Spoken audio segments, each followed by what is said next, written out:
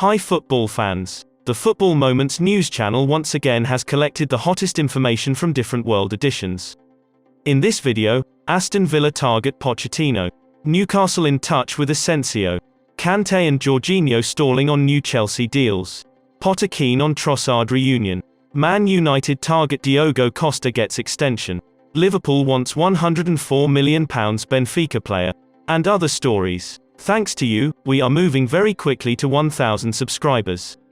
If you haven't subscribed yet, be sure to click the subscribe button. Then we would add even more fresh football news. Former PSG and Spurs boss Mauricio Pochettino is reportedly top of Aston Villa's list of potential replacements for Steven Gerrard, reports The Telegraph. Gerrard has allegedly been given 2 games to turn his fate around following a dismal start to the season. Aston Villa currently sit in 16th after just 2 wins from 10 Premier League matches, with fans citing an unattractive brand of football as reason for Gerrard's departure. Newcastle United are in contact with Jorge Mendes over a possible transfer for Real Madrid's Marco Asensio, according to journalist Pedro Almeida. The Spaniard is contracted to Madrid until the summer of 2023 and Newcastle can get him for free after that.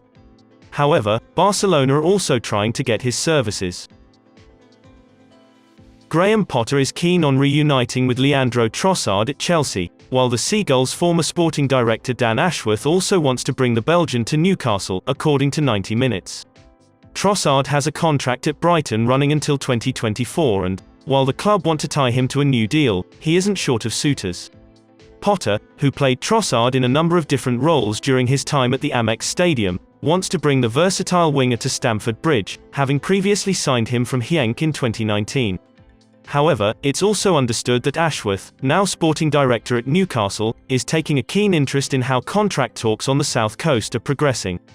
Newcastle are working hard on future targets, but Ashworth is already fully aware of Trossard's talent, and the fact he could be available for a cut price deal is a big appeal.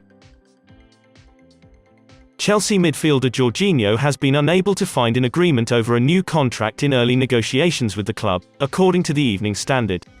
The 30-year-old vice-captain has been presented with initial terms on an extended deal that would keep his wage similar to his current £120,000 a week.